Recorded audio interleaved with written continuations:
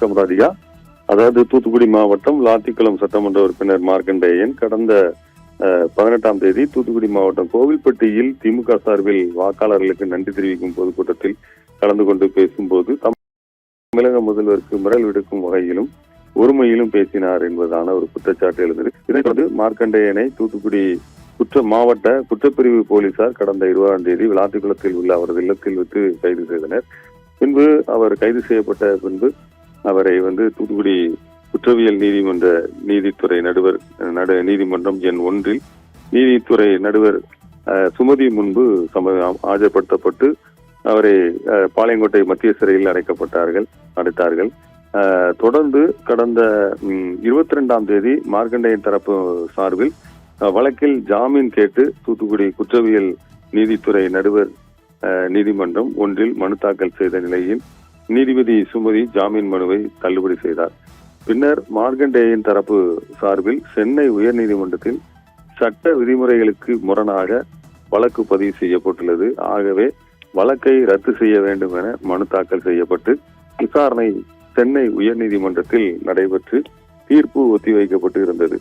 இந்த நிலையில் கைது செய்யப்பட்டு 10 நாட்களாக பாளையங்கோட்டை மத்திய சிறையில் இருக்கும் மார்க்கண்டேயனின் ஜாமீன் மனு மீதான விசாரணை தூத்துக்குடி மாவட்ட நீதிமன்றத்தில் நேற்று காலை, அதாவது 29ஆம் தேதி காலை தூத்துக்குடி முதன்மை மாவட்ட நீதிமன்ற நீதிபதி சுபாதேவி முன்னிலையில் விசாரணைக்கு வந்த நிலையில் வழக்கு விசாரணை தீர்ப்பு சென்னை உயர்நீதிமன்றத்தில் ஒத்திவைக்கப்பட்டுள்ளதால் தூத்துக்குடி மாவட்ட நீதிபதி சுபாதேவி மார்க்கண்டேயனுடைய ஜாமீன் மனு மீதான விசாரணையை இன்று, அதாவது 30ஆம் தேதி இன்றைக்கு காலையில் 10 மணிக்கு வைத்துக் கொள்ளலாம் என்பதாக அவர் ஒத்திவைத்திருந்தார்.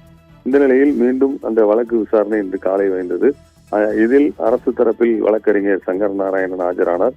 மார்க்கண்டேயன் தரப்பில் வழக்கறிஞர் ஜான் அலெக்சாண்டர் ஆஜராகி அதை வாதாடினார்கள்.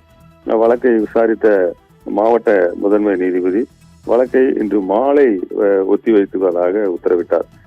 இந்த நிலையில்தான் மாலையில் நடைபெற்ற விசாரணையில் மார்க்கண்டேயனுடைய மனுவை தள்ளுபடி செய்து நீதிபதி சுபாதேவி உத்தரவிட்டுள்ளார். அவர் என்ன கூறுகிறார் என்றால், ஏற்கனவே சென்னை உயர்நீதிமன்றத்தில் நீங்கள் மனு தாக்கல் செய்துள்ளீர்கள். அந்த மனு மீதான விசாரணை நிலுவையில் உள்ளது. அதனுடைய தீர்ப்பு ஒத்திவைக்கப்பட்டுள்ளது. இந்த நிலையில் நாங்கள் மாவட்ட நீதிமன்றத்தில் எந்த தீர்ப்பும் வழங்கி அதற்கு பிணை ஆணை கொடுக்க முடியாது. 2 இடங்களில் 2 நீதிமன்றங்களில் பிணையை கோரி தாக்கல் செய்ய முடியாது. நீங்கள் 2 இடங்களில் செய்துள்ளீர்கள்.